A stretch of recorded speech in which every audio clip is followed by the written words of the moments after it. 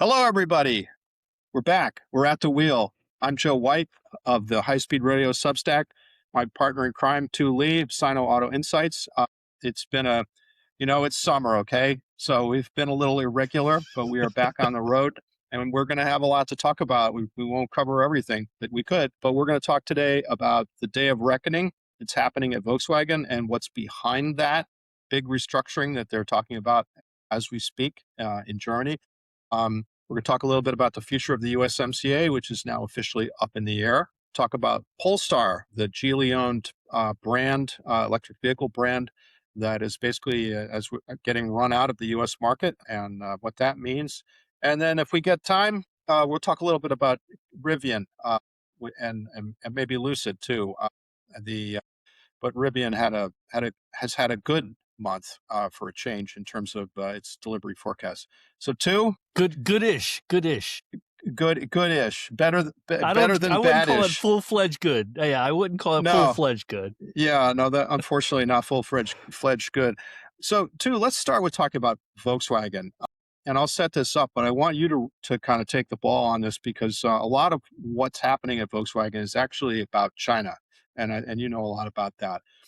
So for our readers listen to me, our listeners, and hopefully our readers, but our listeners, we're new media, Joe. We're new media. Yeah, our listeners and viewers who may be justifiably taking some time off around the U.S. holidays and the World Cup may not be aware, but Volkswagen's supervisory board, essentially their board of directors and top management, are meeting as we record this on Thursday, the 9th of July, to take action or avoid taking action on what is understood to be a really profound restructuring. I mean, up to 100,000 jobs eliminated over time. 4 factories in Germany or in Europe potentially being shut down again over time. And it's a real moment for a company that that not too long ago was basically tied for number one seller in the world. Seemed to have was the number one brand in China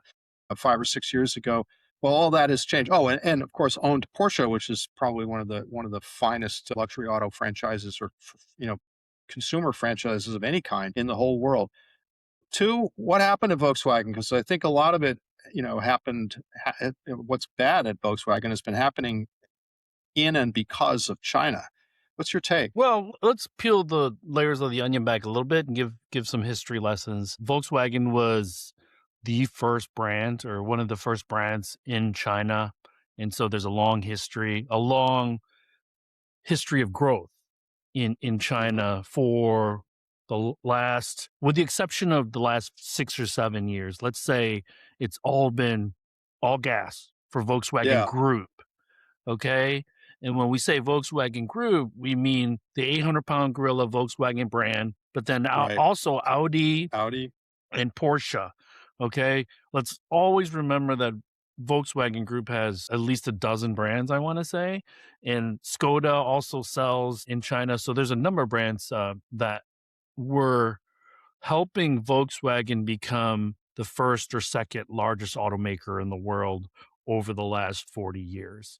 A big part of the reason that Volkswagen and Toyota and GM for that matter became these behemoths that sold in the multiple millions is largely due to China. And I don't know if people outside of Asia really recognize or acknowledge that fact.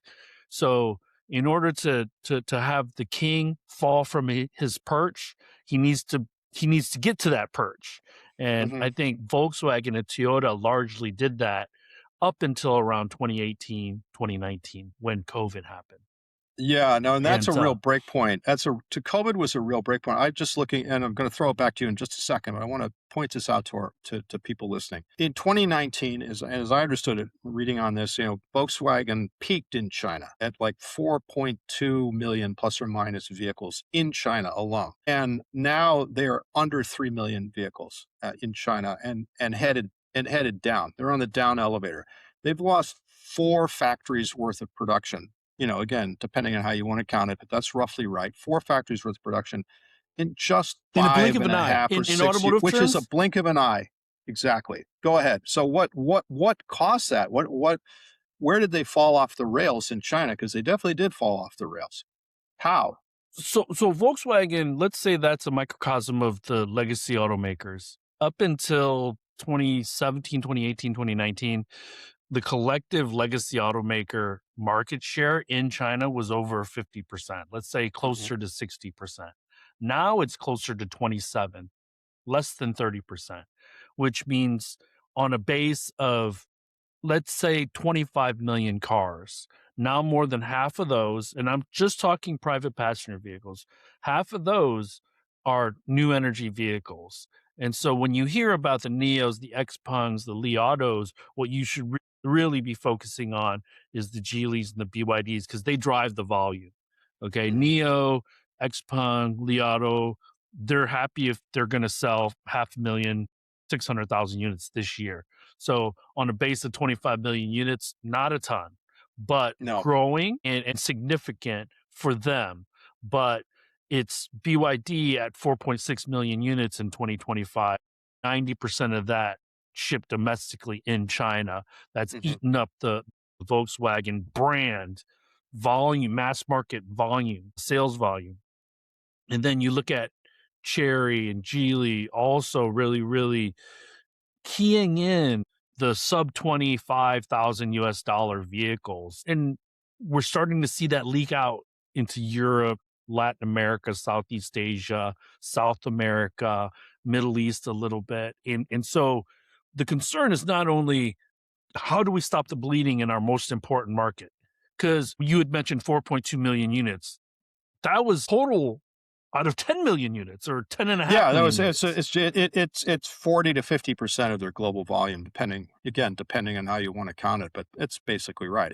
It's and perhaps I think in many years a larger share of their global profit. And you just took the words right out of my mouth. Now, the Volkswagen brand creates a ton of flexibility for Volkswagen Group because of the volume. They get economies of scale, they get cheaper piece prices. Not only that, but at a time where Europe and the United States was really upset at Volkswagen Group because of Dieselgate. They were Right. largely isolated or insulated from Dieselgate in China. And so despite these enormous challenges in Europe and the United States, they were still growing in China. Now, the two or three-headed monster, depending on how you want to look at it, Volkswagen brand, Audi, and Porsche have all been crippled in the Yeah. China market. Yeah. And let's look at Volkswagen brand as a 10 million unit company. Porsche only contributes 300,000 units to that 10 million units, but it drives proportionally a ton of their profits. Oh, The Volkswagen absolutely. brand Yeah, provides, and super then vital. Audi as Yeah. well, right? High margin Right. vehicles. And they've all fallen off a cliff. Porsche might be lucky to sell 40,000 units this year in China. Yeah. And Yeah. they were talking about potentially, they always teased, hey, maybe we'll build in China. Like, like their shit didn't stink a little bit, right? Like, and now they can't give away those things. And, we had a episode while you were away, Joe, of talking about the Luce, the Ferrari Luce, Ferrari. Mhm. sold out in China, sold out in Yeah. China. So Yeah. as the controversy, so is Benedetto Vina crazy like a fox? Maybe. But anyways, that's a little bit off Yeah. topic. But that being said, it's an electric vehicle. It really leans into the technology and the design that Chinese consumers like. Okay, Yeah, so that's right, and again, I mean, and you make this point, but it's to hit it. I mean, so Volkswagen is getting clobbered on the mass market side, as you said, by BYD, Geely, and those brands. But they're also getting clobbered in the luxury market. By the way, as is Mercedes, their sales just this past and announcements BMW. were yeah, and BMW, I think we can kind of all lump the Germans in yeah, together. but I mean, at one level, Volkswagen has some very specific Volkswagen problems, which we'll kind of talk about. But they are not. They are also part of a larger and really profound shift. I remember going to China, and you lived in China, and I never lived in China. I just would visit, every year for auto shows before the pandemic.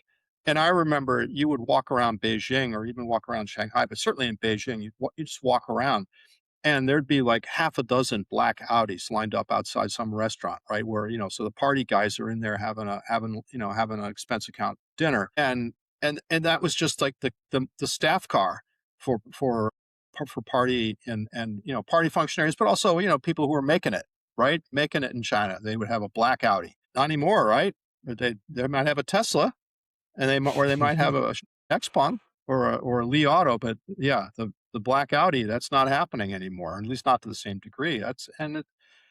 It's interesting to me that Volkswagen, and I wanted you to talk about this.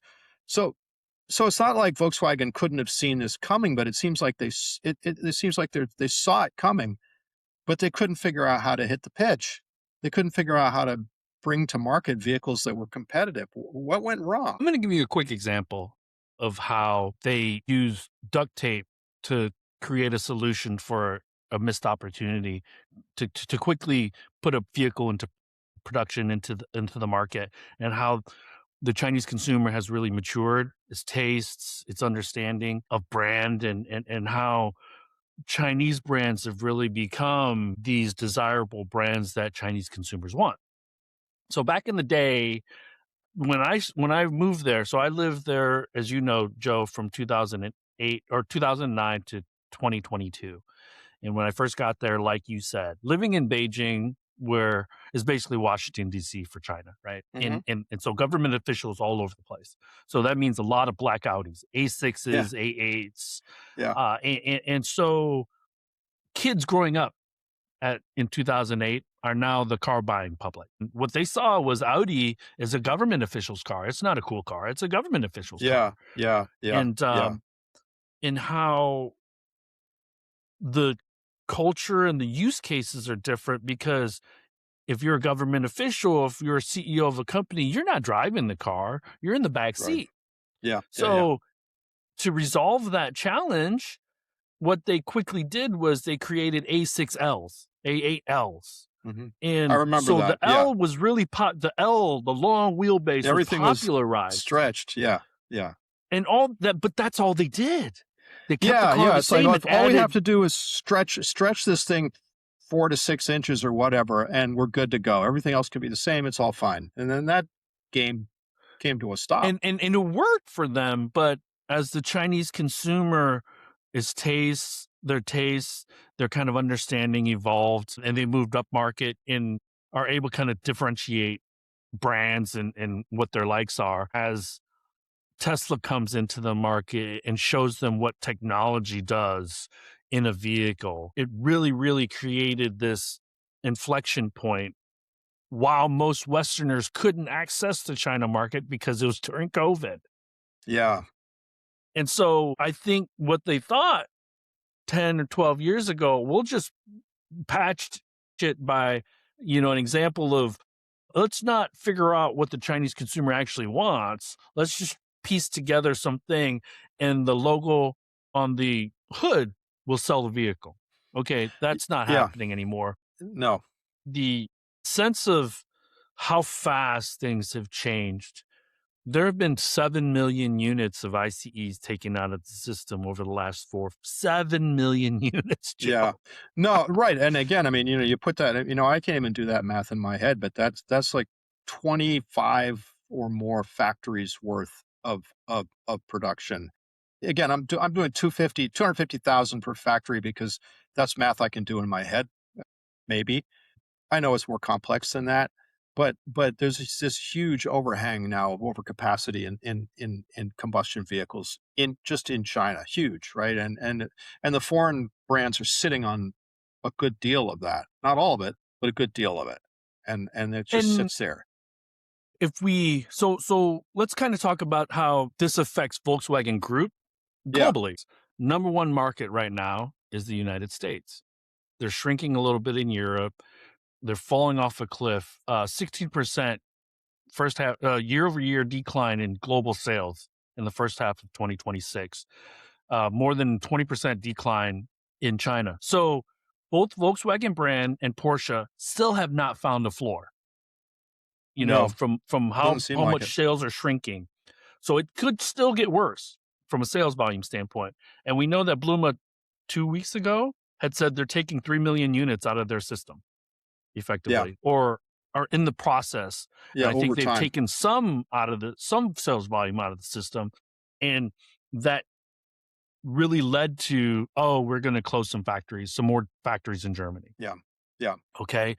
And so as the train is crashing, they decide to buy 5% stake in Xpeng because they know they either don't have the skill set in-house to be technologically competitive with the Teslas or the Xpengs and Neos in the China market. So instead of making and they did try, because you oh, and I know oh, absolutely. Cariad's been in place for a They while. had, yeah, they spent billions on trying Cariad, and honestly, for me, and this was pointed out to me by my Reuters colleagues in Europe when I was still working for Reuters. They headquartered Cariad in some suburb of Wolfsburg, or not in Berlin, not even in Frankfurt or Munich. I now forgetting the name of the German town, but it was not a German town that you'd think high skilled software people who could work literally anywhere would want to work at. And yet that's where they put this thing, because that's kind of, that's because that was the Volkswagen way. And just that alone was this metaphor for kind of the failure of car out. And I personally did more than one story, about the, reboots number 1, 2, and 3 of car out. I just want to beat more on this, if you don't mind. Just in the last couple of days, my former colleagues at Reuters had a really good story pulling together how Western automakers, and their lead example was General Motors, but Volkswagen and other Western automakers are doing the same thing, are increasingly turning to Chinese engineers, either partners like at Xpeng in the Volkswagen case, or or their own Chinese engineers, like in GM's case at SAIC, to do the software, the electrical architecture, basically the whole car. They're outsourcing the fundamental intellectual capital of the vehicle to China, to their Chinese partners or Chinese operations now. And I looked at that and I said, well, that's a big deal, because it's one thing to say, okay, we'll use China for cheap manufacturing, right? It's another thing to say, the intellectual capital that goes into an automobile, we now have to get from China because we don't know how to do it. That's a big deal. And I think And Volkswagen is very and much in that space. so there's two things going on that I think are important to note. It's that they don't have the skill set and they can't do it fast enough. Right. So those are fundamentally two things that Other lead than that, into everything's great. culture and management. Because how do you get faster? Hopefully leadership feels an urgency, injects some of that into that. The constraints that Volkswagen have are kind of similar to GM and Ford, and that's why let's put GM and Ford on an island in North America, the United States, because Stellantis has a 20% stake in a Chinese company. Hmm. Okay. So although Stellantis gets 30% of their profits, around 30% of their profits from the US entities that they own or the US brands that they own, they have a bit more flexibility, I think. Whereas GM and Ford, and it's really, really important because I want to reemphasize that everyone uses China as an export hub, not just the Chinese. Tesla uses it, GM Right. uses it, Ford Right. uses it. Right. Ford is trying to get an exemption on its Lincoln Nautilus because it ships it from Shanghai or Hmm. Changzhou. Yeah. Yeah. Right. Right.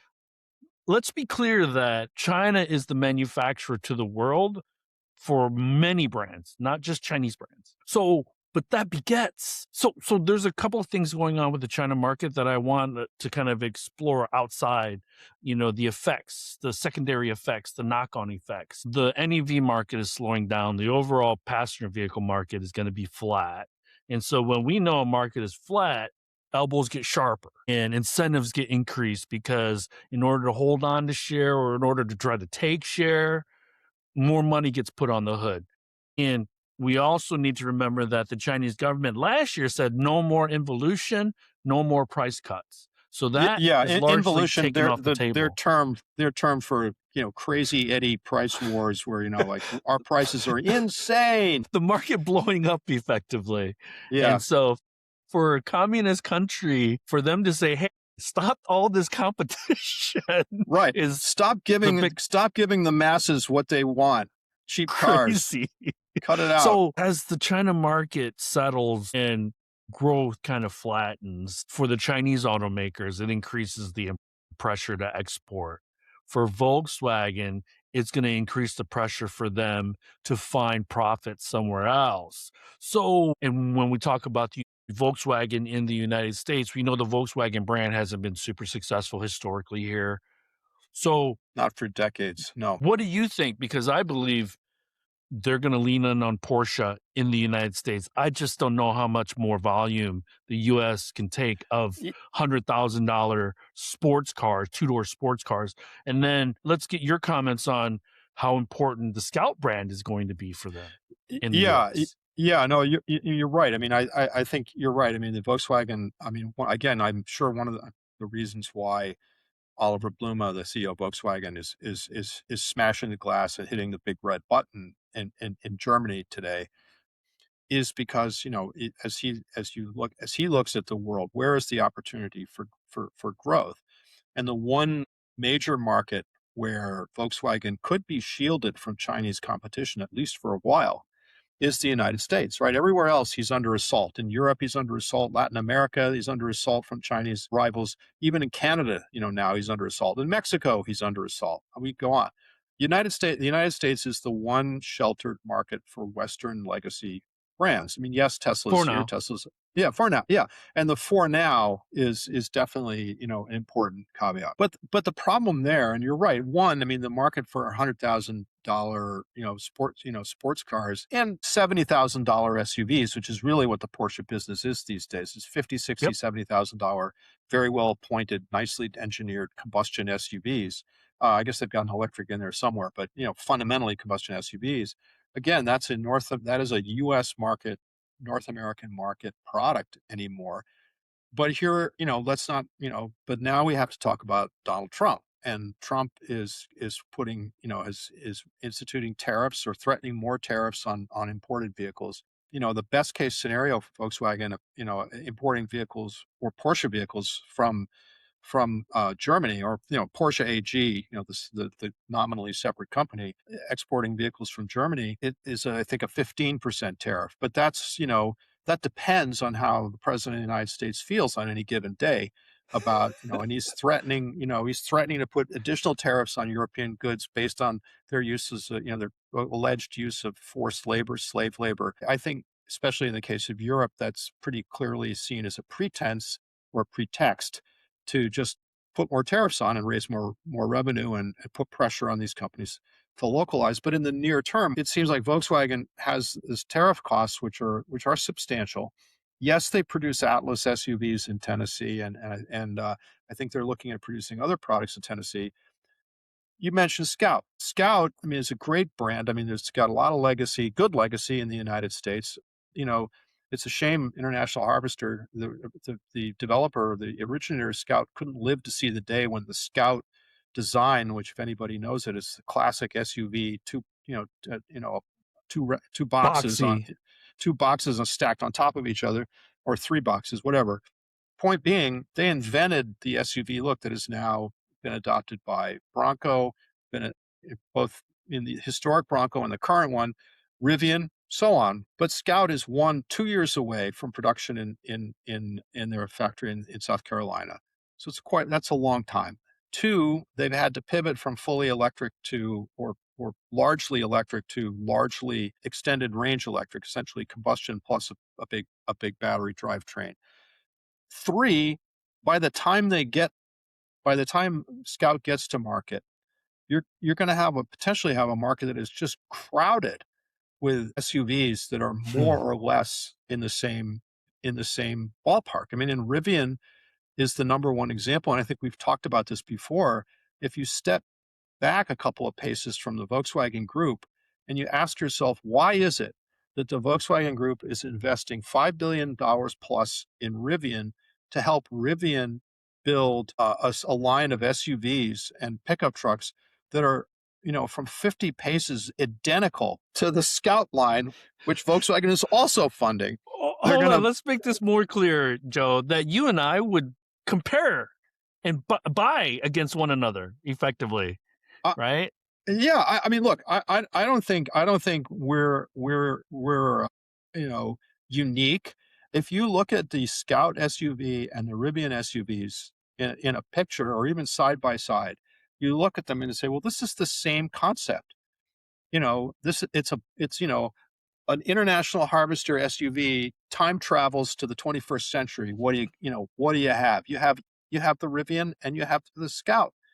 So just that alone, and that's forgetting all other competitors that could come in, electric Hyundais, extended range, still, Dodge or Ram product, on and on and on. So I'll bring this to a close. I do think that Volkswagen's problem is that the United States market is critical, but they're going to have to overcome tariffs, and they're not going to be able to just, they don't have a wide open field to run. They have a field that is clogged with competition, and Let me ask you it's going to this, be a rough Joe. ride all the way. Do you feel in your bones that Trump will take away that 15% tariff? Because No. that would increase the likely, if he does not, that would increase the likelihood that Audis and Porsches may get built in the United States. Yes. So Would you guess no. that? Well, I mean, first of all, let's stipulate the obvious, which is anyone predicting what President Trump will do on any given day at any given hour, should have their head examined, because that's the whole point of his leadership style, is to be unpredictable. Let's not, So anyway, that's a Well, pretty he's obvious. predictable in his Is unpredictability. How's predictable, that? and we're going to come back when we talk about the USMCA. We can elaborate on that.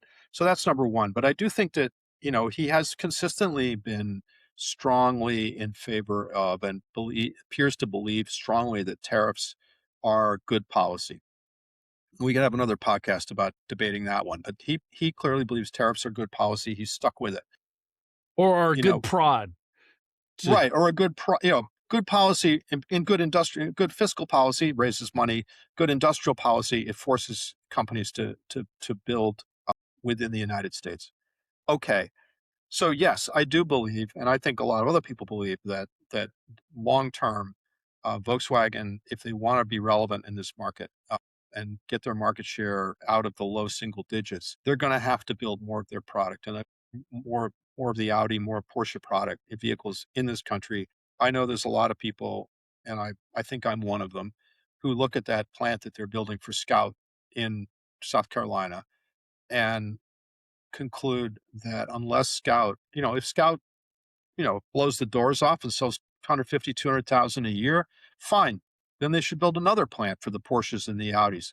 But if that doesn't happen, and it's more like 40 or 50,000 a year for Scout, well, then there's a plant and a supply chain, a surrounding supply chain that could probably be or redirected toward building Audi, maybe even Porsche product, to overcome the tariffs and give them some running room. So it's going to play out over time, but I think those are definitely possibilities. And if I'm not mistaken, well, I mean, I'm not going to say that because I'm not sure I'm right, but I know Scott Keogh, who runs Scout, has been asked this multiple times by multiple people, and he's always been pretty cagey, because I think the honest answer for him, which I think is more or less what he says, is, never say never.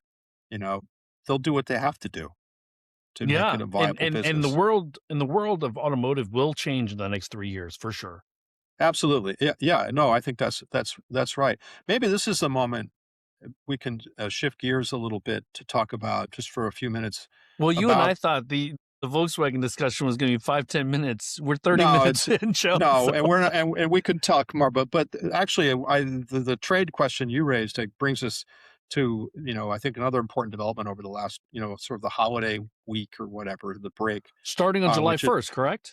yeah, yeah, which is the official declaration by the Trump administration that the United States will not extend the USMCA, As is. as is, and that now we're going to sort of a year by year renegotiation, situation, and talks between the U.S. and Mexico are underway. When I last checked, and maybe someone will correct us, but when I last checked, the formal negotiations between the U.S. and Canada have not even started. I mean, they've been having discussions, but the formal, to the extent that that matters, the formal talks with Canada have not even started. I'll let you go first. I have a lot of thoughts about this, but I mean, USMCA being up in the air seems like a really big challenge for all automakers, not just the automakers that aren't GM, Ford, and Stellantis. It seems like the whole industry is going to be up in the air if the USMCA, is in the state of uncertainty like this. You know what would be a really, really good, maybe separate episode is having some trade folks on here because Absolutely. the debate of whether the USMCA was net good to Canada, United States, or Mexico would be a great discussion. It's not for here and now. What we do know is that the Trump administration does want to reshore. So I think Yeah. that's a good thing. But the biggest wild card to me, Joe, is if and when Carney is able to finalize foreign direct investment from a Geely, a Hmm. BYD, or a Cherry, because that would really, really prod or incentivize Trump to change the terms of or rules of engagement. One of the hostages being held right now is the Gordie Howe Bridge. Yeah. Okay.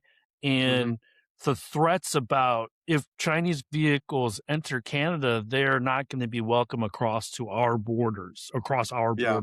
Yeah. And so those are looming over the USMCA. Do I believe Carney is still going to try to move forward to secure some foreign direct investment? Of course he is, Hmm. because, and this is really important for guys like us who live in Michigan because Ontario is right across or, just north of us where predominantly most of the automotive happens in Canada. And so I'm curious and anxious to see if a deal is inked, what the terms of that deal is, because I don't see the quota numbers changing. And talk about incentivizing. That's why Carney put that 49,000 unit max or cap, Yeah. because it's like a taste of something that we know the Chinese want, but it's not enough for them to get full because it's not a meal. With the China market leveling off, the pressure to find growth somewhere else, even if we need to build it locally, is going to be increasingly um it's going to increase over the next several months. Yeah, no, I totally agree with that, and I mean, I do think that, and Mark Wakefield and I, his partners, has been talking about this a lot over the last couple of weeks. Related to the USMCA, and he talks about Fortress North America, so that Mhm. he's from the point of view of the Western automakers, and the Detroit Three especially. I call them the Motor City Three. The Motor City Three, that having a unified North American market with a North American scale supply chain and North American scale vehicle programs. I mean, if you do it right, but you have that opportunity, that is pretty much, that's going to be essential if North American and legacy, Western name brands and automakers are going to compete against the Chinese who start the game on the 30 or 40-yard line, maybe the 50, because they have this giant market at their back, and the government that runs that giant market, and their market is getting even bigger as they expand. You made the point about foreign direct investment in Canada. Let's not forget the direct investments also happening in Mexico, and maybe a step or two or three ahead of where it is in Canada. I completely agree that the logic of this is inescapable. I mean, the Chinese automakers are going to want to build in Mexico because Mexico is a great export platform to other parts of the world, certainly Latin America. I think Canada, I think they're going to want to get into Canada because that is certainly a way to say, hey, we're at the doorstep of the US market. And I think if you're the Trump administration, or from the Trump administration perspective, looking out on this, and frankly, this is the fear of Chinese vehicles entering the United States is a bipartisan fear. I mean, this very week, members of Congress are debating bills that would effectively shut out Chinese vehicles or vehicles with Chinese connectivity technology, shut them out of the U.S. market. But if you're looking at how do we have a USMCA where the M part, the Mexico, and the CA part, Canada, or the C part, Canada, have locally made Chinese brand vehicles? How do you shut them out? How do you have a three-way agreement and shut them out? I don't know. You know, and that's before you get to the problems that are hanging up the USMCA now, which is, the Trump administration wants much higher US content quotas. They want much tighter restrictions on rolling up Asian Chinese content into a part or a component or a black box that's nominally made in Mexico or nominally made in Canada, but it's 80% Asian or Chinese value. There's all this complicated stuff. I just, it doesn't look like the USMCA is going to be easy to fix along the lines that the Trump administration has demanded, which means if you're the automakers, you don't know what the rules of engagement are going to be in this market, in the North American market. You don't know what they're going to be. And I think that's not a good scenario, But, especially for the Detroit 3, but for others operating here as well, Toyota for that matter. but, but what I really want to emphasize, Joe, is that we have to separate a couple of things here. The Chinese manufacturing locally in North America, whether it's Canada, Mexico, or the United States, and the technology that comes along with it, Mhm, and the data and where it resides, where it gets pinged, where it gets shipped. These are two separate conversations because mhm. ultimately, if we are to get foreign direct investment from a BYD or a Geely, that's a net positive for the United States. Where it lands, it could be a net negative for Michigan. And I've said this before, the US could be a winner while Michigan loses. Well, so let me And ask you, so yeah, go let me ahead. ask you this though, and this brings us to the Polestar bit that I mentioned at the top. So Polestar appears to be like one of the first casualties of this kind of anti-China, bipartisan anti-China. It's not a shift; it's an anti-China escalation, if you will, by the U.S. government. These are Biden administration policies, forbidding Chinese connectivity, vehicles with Chinese connectivity software and technology from being sold here, that the Trump administration is enforcing. But so Polestar is basically saying, look, we gotta quit the market, because we can't make these, we can't comply. Volvo, which is also owned by Geely, the Chinese company, essentially a brother or sister brand, to Polestar. They're staying in the market, and I think they've gotten an exemption to continue building vehicles in South Carolina near Charleston. How hard or easy do you think it would be for Chinese companies to say, look, we're going to build vehicles in the United States and we're going to use US compliant connectivity and US compliant, you know, cameras and software. And we're going to store all the data in whatever red state you'd like us to store it in. Why can't they do that? I think there's a delicate dance going on. I don't think the Chinese want to give up that farm so easily. I think they want to use it as a negotiating tool. I want to say I know. Let's just say that the moles that I have believe that the Chinese will do whatever it takes to get a foothold into the United States and into North America and ultimately the United States. There are practical concerns with the Chinese moving to a North America specific hardware software stack Mhm. because it's not native to their current platforms, their current Right. software that is not connected. And so it could be buggy. But one thing that I do know about the Chinese automakers is that where there's a will, there's a way. And they're just going to go through and get it done. Yeah. Yeah, that I makes was in sense. these calls I was in these calls and people were surprised about how almost flippantly I talked about they're going to homologate, like no problem. Like, cause that's their mindset. Okay. Aren't technical or aren't, the technical challenges aren't going to stop them. It's the political, it's the when is the right time to do this. Yeah. And if we look at the Volvo Polestar situation, I was told that there's uh, a more compliance, a stack that's more compliant with the US and a stack that's not very compliant with the US. And Volvo has the flexibility to do that while Right. Polestar does not.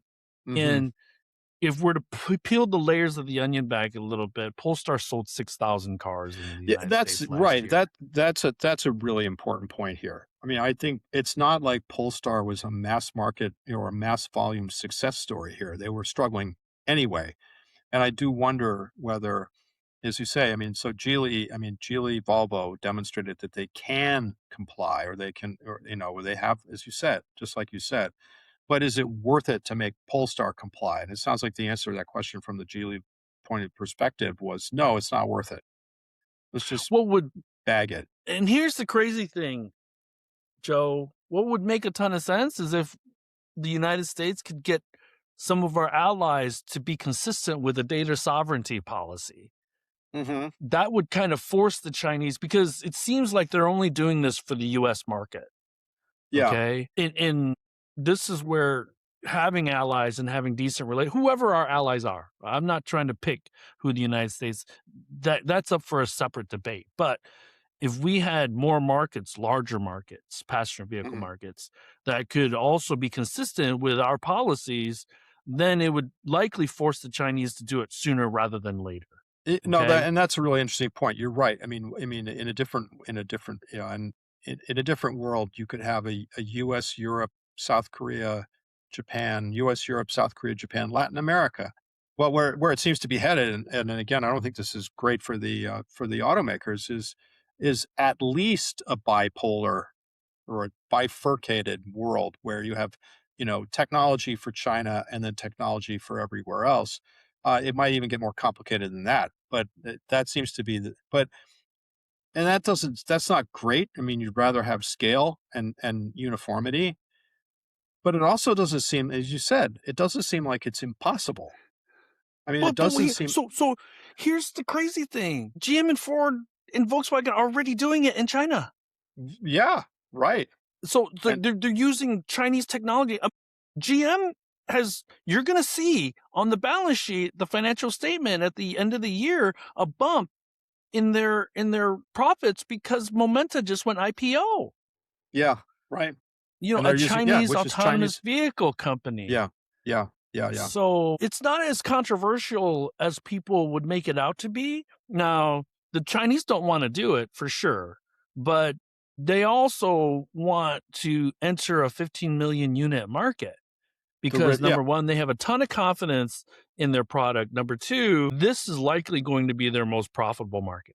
Yeah, I was going to say the profit pool in the United States is the prize, and I doubt that a Chinese automaker is going to make a big dent in sales of F-150s, or Ram 1500 or 2500 heavy duties, but setting the large pickup truck and ultra large SUV markets aside, and even the SUV market's questionable, right? But setting those aside, there's still plenty to be harvested here if you're an aspiring Chinese brand. So yeah, I mean I think I think it's going to be interesting to see how this plays out. I mean I guess if I had to bet, I would bet that the Congress will pass and Trump will sign some version of a law that says Chinese connectivity vehicles with Chinese connectivity can't be sold in the United States or maybe can't even visit from Canada, which would be complex to enforce. But then I would see the Chinese companies saying, fine, we have software that we developed with, the US based or the Canadian based operations of Magna or NVIDIA Q and or, BlackBerry is a major the operating system provider. right. We have chips from Intel made in Colorado or Ohio or wherever the heck, in other words, it seems like the Chinese, the biggest and best of the Chinese companies would suck that up and do it, as you say. And it doesn't seem like it's impossible. And the supply base, the suppliers, I mean, if I ran a big North American based supplier operation, tech supplier operation, again, I'm just pick on Magna for fun. There's others, Aptiv. I would be just waving a flag saying, you want US technology compliance? We're here to help. And this is where having really, really great auditors and having a formal auditing process would be very important. The one thing that I wanted to circle back on really quickly, Joe, is the fact that you had mentioned Trump could sign a law. I think the Congress is in agreement about Chinese vehicles, but Trump, he might sign that into law, and then he still might take a case by case basis Well, because yeah. Well, right. I mean, again, as we've already seen, yeah, I think that's right. Which company is doing the asking, which state is doing the asking, which state has jobs that's in the balance. Yeah, this is going to be very political, and I think you're right. I think it will become negotiating leverage as opposed to some sort of set of principles. I could totally see Lutnick and his team trying to figure out playing BYD against Geely or against Cherry to figure out who's going to give up the most and using Hmm. that almost like how the UAW does, picks GM, picks Ford as Yeah, pick the a target. first negotiating partner, but we do know that there's a high likelihood that Trump is going to be out of office in the next couple of years.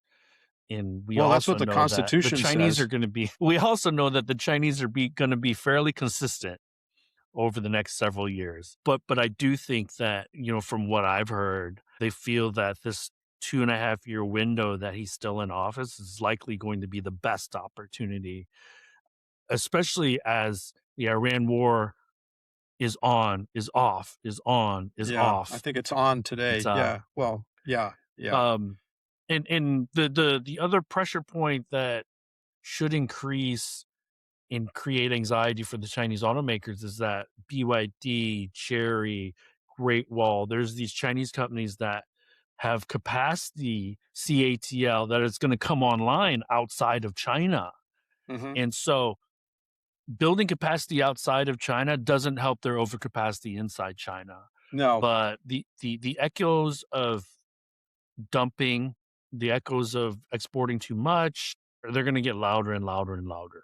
Yeah, no, Um, absolutely. I think I think this is not a 1 or 2 month process. This is several years, to play out. I agree with that. I think it will take a number of years to play out. One last thing before we wrap up. I mentioned at the top. I guess we should probably circle back. Here's some good news from the world of electric vehicles. Rivian raised its delivery forecast. I think I don't know, I haven't looked at their stock price today, but apparently it sent their stock up pretty smartly. They raised their delivery forecast by, and I looked at this, 3,000 vehicles 3,000 units. to 70,000 vehicles at the top end. So yeah, I guess the new success or the new success in the electric vehicle market is. And I think Tesla also outperformed on its Q2 deliveries. They outperformed Wall Street expectations. I mean, how do you look at that? I mean, does it matter, or is there sort of a meaningful bounce? I mean, does Rivian look like it's figured things out and is gonna you know, motor into the long term? What's your take on that? So let me give you some perspective. Tell me their automotive division is 6 years old. Now they're a 18-year-old company or 17-year-old company, but their automotive division is 5 years old. So it's younger than Rivian. They launched the SU7 and the U7. In the first year in 2024, when they started deliveries, they delivered 150,000 units. 150. Wall Street is happy that Rivian is going to increase sales volume potentially by Yeah, 3,000 units to 70,000. yeah. Okay. So we're not even playing the same sport. No, no, and that is the thing, right? You have to, yeah, right. I mean, you have to kind of, what are you norming it against? Are you norming it against, Rivian's record of cutting production forecasts over the last couple of years because they couldn't get their supply chain together or their production systems together? Or are you norming it against Xiaomi, right? As you Well, just did. but they're global competitors. And Oh, yeah. if Xiaomi is not going to be in the United States, Rivian, I know, wants to enter Europe They'll be by the end competitors. of next year, Yeah. by the end of They'll, next year they'll encounter with each the other in R2. Europe. Yeah. Exactly. So, and I'd love your thoughts on this. Have we figured out?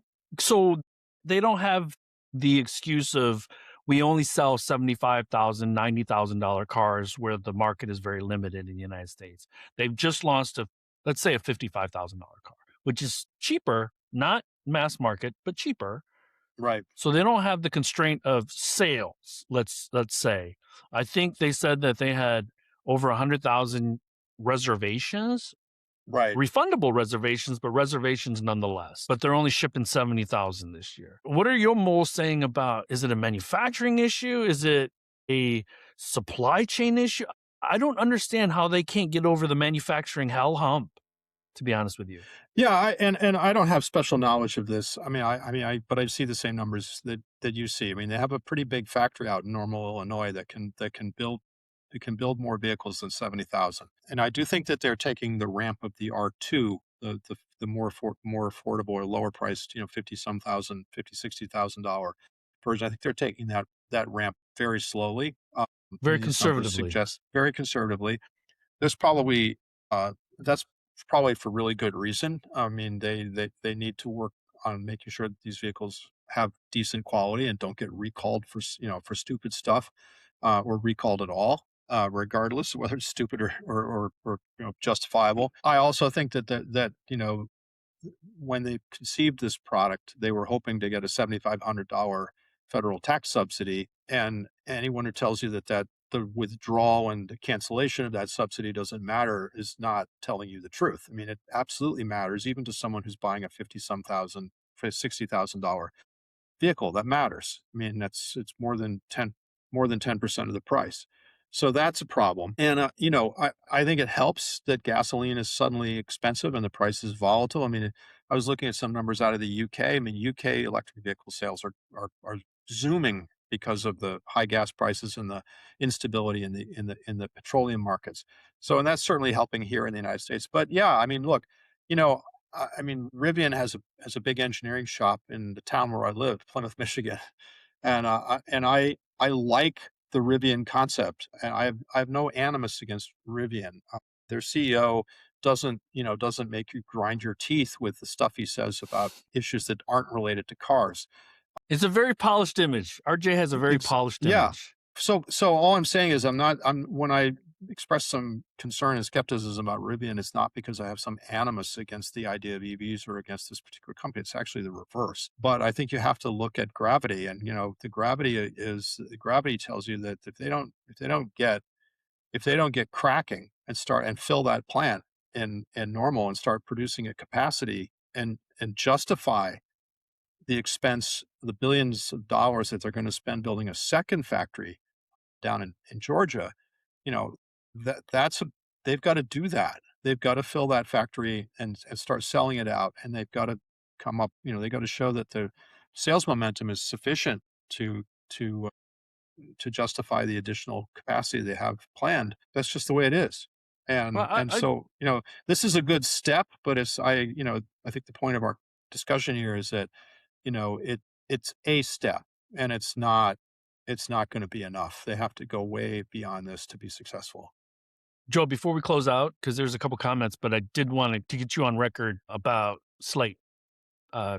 $25,000 starting price. They're going to start delivering end of this year. So thoughts on how the prices kind of in, and your thoughts on their chances So of success. so I get a lot of I signed up to get email updates from Slate, and boy, am I getting a lot of them. And they're very, whoever's doing their marketing and promotion is doing a hell of a job. All the stuff about how you can customize the vehicle with wraps and customize with equipment and features. I think it's I mean Slate is the most interesting car company in the world right now, certainly in North America. I don't know how much visible they are elsewhere, in the sense that their business model and their kind of concept for how to, you basically build your own vehicle, sort of the IKEA approach to a vehicle. You can do a lot of the construction yourself and customizing yourself. It's really interesting. The con case on Slate is everyone talks about wanting a cheap vehicle. Nobody actually buys them in real life, or not very many people buy them in real life. I mean, Cox Auto has all kinds of data on this. They showed us right before the 4th of July break, where if you look at trucks, there's the base price, and then there's the $6,000-7,000 delta to the average price that people actually are willing to pay, because they want the heated seats and they want this and they want that. So I do wonder whether, Slate, I think the pro case on Slate is kind of obvious, which is, okay, fine, it's $25,000 base price vehicle. Uh, Even if you spend 4 or 5 grand on accessories and cool wraps and all that kind of good stuff, you're still well below the average price of a vehicle, well below the price of kind of an average truck. So I I guess honestly, I mean, this is a cop out, I guess, but the jury is out, and it could well be that the Slate vehicle ultimately succeeds at a price point and a feature content point that's well above the $25,000 level that they're promoting. It will be. Yeah, it will be. Is it, people compare it to sort of the Toyota and Nissan trucks that in the 1970s, which were, stripped down, simple, cheap. I think there's a lot of romanticization of those trucks, but not a lot of people would buy a truck like that in real life. So, let's see what happens. I do think the business model is one that may survive the company, if you know what I mean. I mean, the concept of Mm. like a truck that you can heavily customize and buy features kind of a la carte. The more I look at that, the more attractive it seems, especially for people who are kind of, I think the truck buyer is kind of more up for that than the buyer of a, mid-sized sedan.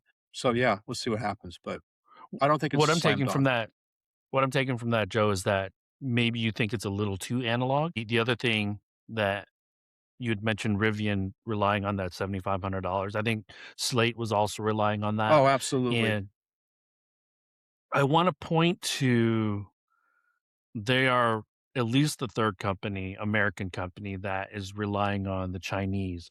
Whether the cells are rolled in the United States or China, Tesla is using Chinese cells. GM is or Ford is using Chinese IP to build cells in the United States. Slate is also using a Chinese battery supplier because they moved from NCM to To LFP. LFP, and that had to happen. I don't know who in the sourcing team or engineering team made that original decision to go NCM because that was probably an increase of 20% on their bill of materials, at least 20%. Yeah, So yeah. they had to get LFP to get to $25,000 target. Now, the CEO, an interesting thing, the CEO said 80,000 units gets us to break even. Recently, I've spoken with a few people who have talked about how it would be a perfect fleet or commercial vehicle Yeah. for a lot of organizations and entities. So that could drive the volume where the $25,000 price point is for B2B, and then, a portion of the Well, and 80,000 that's or whatever. yeah, that makes a lot of sense, and that's kind of a variation on the Rivian business model, right? I mean, I just went on and on about Rivian and forgot to mention the very important part of their business model, which is selling vans, commercial vans to Amazon, and which who are a shareholder, and Amazon has a or Jeff Bezos, I guess, he's not Amazon exactly, but pretty close. Uh, Jeff Bezos has a stake in Slate, and I agree with you that a vehicle with roughly 200 miles range and kind of stripped down, I think there could be a lot of commercial and fleet interest in such a vehicle for all kinds of different things. And which, if 80,000 is really the break even, maybe that's enough. But again, But like I one thing said, I we know mean, we'll about see. one thing we know historically about fleet vehicles is that they're not very attractive to private consumers. And so if Slate becomes a fleet vehicle known for selling volume into fleets, it makes it a little more dicey to sell to private passenger vehicles or to private consumers. So Yeah, they'll have to manage that extraordinarily carefully. let Right. me So, get to questions or comments. Tom H. BW China looks like a tale of two cities, ICE and NEV. VW's volumes were ICE. ICE in China is history. VW finally looks like they have their act together in NEV. I don't know about that, Tom. If you look at the joint venture partner Xpeng vehicles in the China market right now, I saw them. I didn't drive them yet, but I saw them at the Beijing Auto Show. They look great, but they're using last version platform from Xpeng, not the current version, not the newest version, and their sales are not doing that well. Tom mm, H also writes, beyond the cars, the U.S. embargo on China EVs is artificially sheltering North American supply chains from the agility of China's speed. Once the dam breaks, North American auto will be generations behind world-class performance. Compare Slate's vehicle and pricing to what's available in China at that price point and the US embargo may make sense. So those were his comments. But man, what we thought was going to be a 45-minute show is now getting to an hour and 5 minutes. So we had So a we lot to should say, a lot to let catch up people on. go. Let these people go. And we'll promise to try to be more consistent. So awesome to see you, Joe. I know you Good to have a see you. lot of things going on in your personal life. So hopefully that gets all sorted Nothing out. bad. And it sounds like you might have a lot of babysitting in your near Yeah, future, you and your wife. that could be, and testing out the child seat anchors and so yeah. Anyway, thanks everyone. We'll see you soon. We'll Have a see you good one. guys.